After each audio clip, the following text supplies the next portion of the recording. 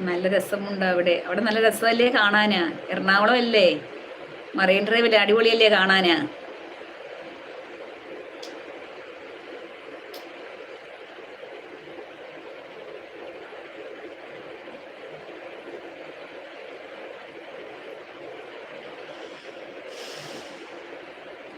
അമ്മ എവിടെ? അമ്മ അപ്പുറത്തിരിക്കുന്നു, സെറ്റിയിലിരിക്കുന്നു, ഹാളില്. അമ്മ എന്തേ?